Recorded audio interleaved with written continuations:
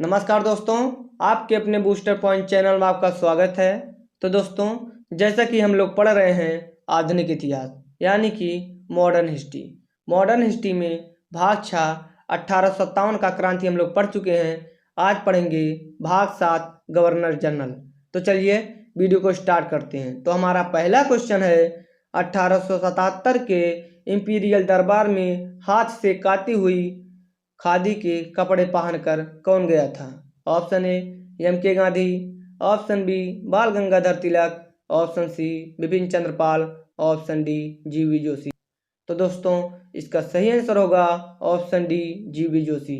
तो चलिए ऑप्शन के बारे में जानते हैं। पूना सार्वजनिक सभा के गणेश वासुदेवन जोशी विक्टोरिया हॉल कलकत्ता में संपन्न 1877 ईस्वी के इंपीरियल दरबार में हाथ से काती हुई खादी के कपड़े पहनकर गए थे। तो चलिए दोस्तों, क्वेश्चन नंबर 2 की तरफ बढ़ते हैं। क्वेश्चन नंबर 2 है, भारत में राजस्व एकत्र करने के अस्थायी बंदोबस्त की प्रणाली शुरू की गई थी। ऑप्शन ए लॉर्ड कर्जन द्वारा, ऑप्शन बी लॉर्ड डलहौजी द्वारा, ऑप्शन सी लॉर्ड हेस्टिंग्स द्वारा, ऑप्शन डी लॉर्ड कॉर्नवालिस द्वारा। तो दोस्तों, इसका सही आंसर होगा ऑप्शन डी लॉर्ड कॉर्नवालिस द्वारा। तो चलिए ऑप्शन के बारे में जानते हैं। लॉर्ड कॉर्नवालिस ने वार्षिक लगान के स्थान पर 1790 ईस्वी में 10 वर्षीय लगान व्यवस्था लागू की और घोषणा की गई कि कोर्ट ऑफ डायरेक्टर से स्वीकृति प्राप्त हो जाने पर इसी व्यवस्था को अस्थायित्व प्रदान किया जाएगा। डायरेक्टरों की स्वीकृति मिलने के बाद 22 मार्च 1793 ईस्वी को 10 वर्षीय प्रबंध अस्थायी कर दिया गया। भू राजस्व की यही व्यवस्था इस्तमरारी बंदोबस्त या अस्थायी बंदोबस्त के नाम से जानी जाती है। तो चलिए क्वेश्चन नंबर 3 की तरफ बढ़ते हैं। क्वेश्चन नंबर 3 है, ब्रिटिश शासन के दौरान तत्कालीन मद्रास प्रेसिडेंसी में रैयतवाड़ी प्रणाली की शुरुआत करने वाला कौन था? Option A Macartney, option B Elphinstone, option C Thomas Munro, option D John Lawrence. तो दोस्तों, इसका सही आंसर होगा ऑप्शन सी थॉमस मुनरो। तो चलिए ऑप्शन के बारे में जानते हैं। थॉमस मुनरो जो मद्रास के 1820 से 1827 ईस्वी तक गवर्नर रहे, उन्होंने कुल उपज का तीसरा भाग भूमि कर का आधार मानकर रैयतवाड़ी पद्धति को मद्रास प्रेसिडेंसी में लागू कर दिया।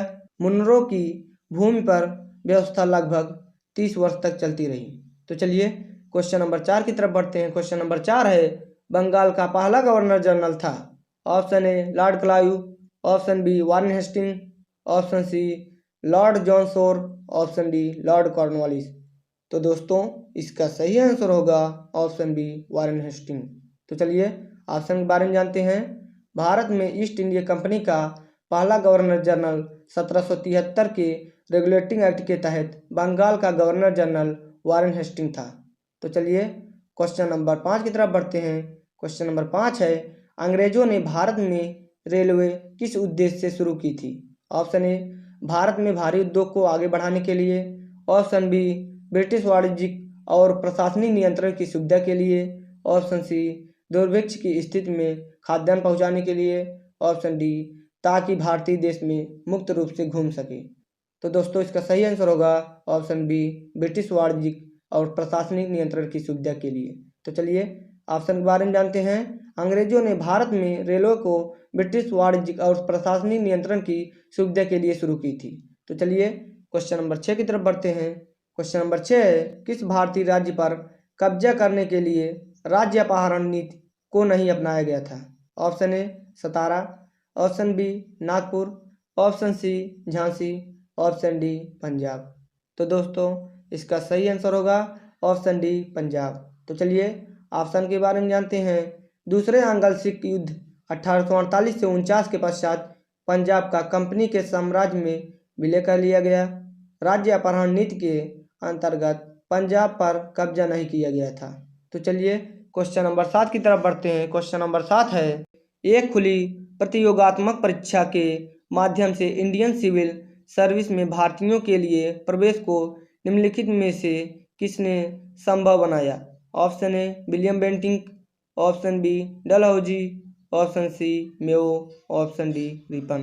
तो दोस्तों, इसका सही आंसर होगा ऑप्शन बी डलहौजी। तो चलिए ऑप्शन के बारे में जानते हैं। एक खुली प्रतियोगात्मक परीक्षा के माध्यम से इंडियन सिविल सर्विस में भारतीयों के लिए प्रवेश को डलहौजी द्वारा संभव बनाया गया था।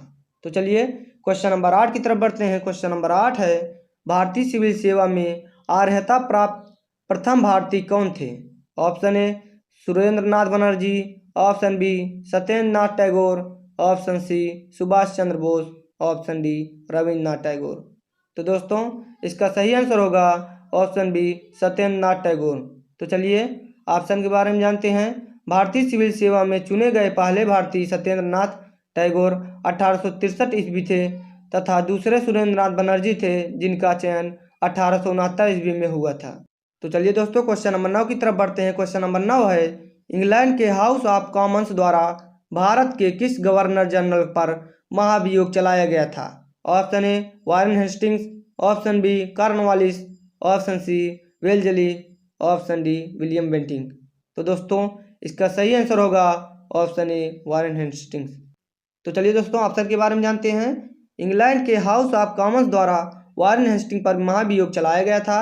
बर्क ने हेस्टिंग्स को चूहा और नेवला, एक झूठा, बैलों का ठेकेदार और अन्याय का मुखिया, कैप्टन जनरल ऑफ इनइक्विटी इत्यादि संज्ञाओं से संबोधित किया है। तो चलिए क्वेश्चन नंबर 10 की तरफ बढ़ते हैं। क्वेश्चन नंबर 10 है, निम्न में से कौन भारत का पहला वायसराय था? Option A Lord Cornwallis, option B Pitt, option C Lord Canning, option D Robert Clive. तो दोस्तों इसका सही आंसर होगा ऑप्शन सी लॉर्ड कैनिंग। तो चलिए ऑप्शन के बारे में जानते हैं। भारतीय परिषद अधिनियम 1858 के तहत ब्रिटिश सम्राट के अधीन नियुक्त भारत का पहला वायसराय लॉर्ड कैनिंग था। यह भारत में ईस्ट इंडिया कंपनी द्वारा नियुक्त अंतिम गवर्नर जनरल भी था। इसी के समय में 1857 ईस्वी का ऐतिहासिक विद्रोह हुआ था, जिसके बाद शासन कंपनी के हाथों से सीधे ब्रिटिश सरकार के नियंत्रण में ले लिया गया। इन्होंने व्यक्तिगत सिद्धांत या राज्य विलय नीति को समाप्त कर दिया। इसके काल में 1856 ईस्वी में विधवा पुनर्विवाह अधिनियम पारित हुआ। तो चलिए क्वेश्चन नंबर 11 की तरफ बढ़ते हैं। क्वेश्चन नंबर 11 है, डॉक्ट्रिन ऑफ लैप्स किसने आरंभ किया? Option A Lord Wellesley, option B Lord Curzon, option C Lord Dalhousie, option D Lord Lytton. तो दोस्तों इसका सही आंसर होगा ऑप्शन सी लॉर्ड डलहौजी। तो चलिए दोस्तों ऑप्शन के बारे में जानते हैं। डॉक्ट्रिन ऑफ लैप्स या व्यक्तिगत सिद्धांत का आरंभ लॉर्ड डलहौजी ने किया था। इस सिद्धांत के आधार पर 1848 ईस्वी में सतारा, 1849 ईस्वी में जैतपुर एवं संभलपुर, 1850 ईस्वी में बाघाट, 1852 ईस्वी में उदयपुर, 1853 ईस्वी में झांसी, 1854 ईस्वी में नागपुर, 1855 ईस्वी में करौली को अंग्रेजी राज्य में मिला लिया गया। इनके अतिरिक्त कुशासन के आरोप में डलहौजी द्वारा 1856 ईस्वी में अवध का भी विलय कर लिया गया। तो चलिए क्वेश्चन नंबर 12 की तरफ बढ़ते हैं। क्वेश्चन नंबर 12 है, भारत का अंतिम वायसराय कौन था? Option A Lord Linlithgow, option B Lord Mountbatten, option C Lord Wavell, option D Cleveland Titley. तो दोस्तों इसका सही आंसर होगा ऑप्शन बी लॉर्ड माउंटबेटन। तो चलिए ऑप्शन के बारे में जानते हैं। भारत का अंतिम वायसराय लॉर्ड माउंटबेटन था। लॉर्ड माउंटबेटन के शासनकाल में 4 जुलाई 1947 को ब्रिटिश संसद में इटली द्वारा भारतीय स्वतंत्रता विधेयक प्रस्तुत कर दिया गया। यह 18 जुलाई को पारित हुआ। तो चलिए क्वेश्चन नंबर 13 की तरफ बढ़ते हैं। क्वेश्चन नंबर 13 है, भारत किसके वायसराय काल में स्वतंत्र हुआ? Option A William Bentinck, option B Wellesley, option C Wavell, option D Mountbatten. तो दोस्तों इसका सही आंसर होगा ऑप्शन डी माउंटबेटन। भारत की स्वतंत्रता 1947 ईस्वी के समय भारत का वायसराय लॉर्ड माउंटबेटन था। तो चलिए क्वेश्चन नंबर 14 की तरफ बढ़ते हैं। क्वेश्चन नंबर 14 है, भारत का अंतिम गवर्नर जनरल कौन था? Option A Sir Cripps, option B Lord Mountbatten, option C Chakravarti Rajagopalachari, option D Sir Italy. तो दोस्तों इसका सही आंसर होगा ऑप्शन सी चक्रवर्ती राजगोपालाचारी। भारत के प्रथम भारतीय और अंतिम गवर्नर जनरल चक्रवर्ती राजगोपालाचारी 21 जून 1948 से 26 जून 1950 तक थे। तो चलिए क्वेश्चन नंबर 15 की तरफ बढ़ते हैं। क्वेश्चन नंबर 15 है, भारत का पहला भारतीय गवर्नर जनरल कौन था? Option A B R Ambedkar, option B C Rajagopalachari, option C doctor Rajendra Prasad, option D doctor S Radhakrishnan.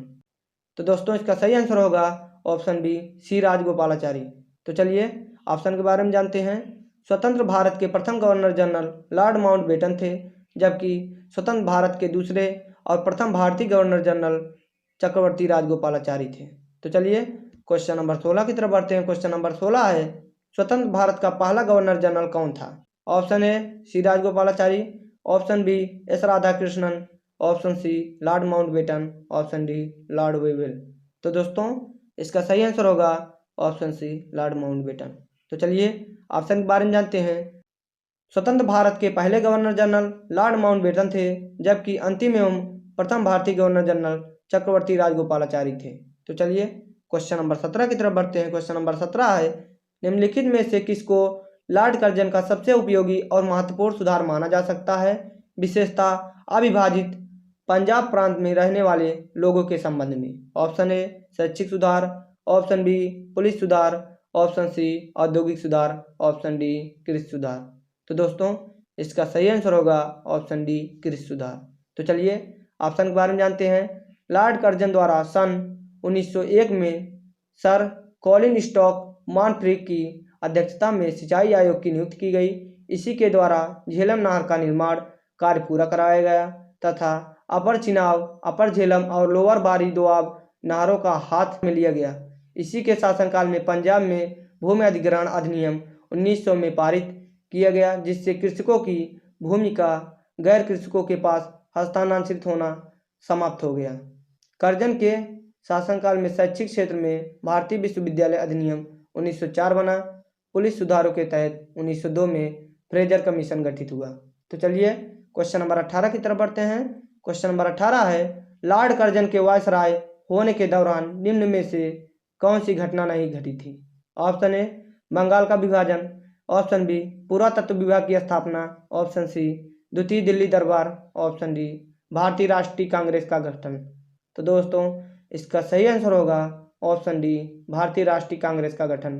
तो चलिए ऑप्शन के बारे में जानते हैं। भारतीय राष्ट्रीय कांग्रेस का गठन 1885 ईस्वी में लॉर्ड डफरिन के समय में हुआ था। बंगाल का विभाजन 1905 ईस्वी में, पुरातत्व विभाग की स्थापना प्राचीन स्मारक परीक्षण अधिनियम 1904 के तहत एवं द्वितीय दिल्ली दरबार 1903 ईस्वी में लॉर्ड कर्जन के समय में हुआ था। तो चलिए क्वेश्चन नंबर 19 की तरफ बढ़ते हैं। क्वेश्चन नंबर 19 है, भारतीय विश्वविद्यालय अधिनियम किसने पारित किया था? Option A Lord Lytton, option B Lord Curzon, option C Lord Minto, option D Lord Ripon. तो दोस्तों इसका सही आंसर होगा ऑप्शन बी लॉर्ड कर्जन। तो चलिए दोस्तों ऑप्शन के बारे में जानते हैं। भारतीय विश्वविद्यालय अधिनियम लॉर्ड कर्जन 1899 से 1905 ईस्वी के कार्यकाल में पारित किया गया।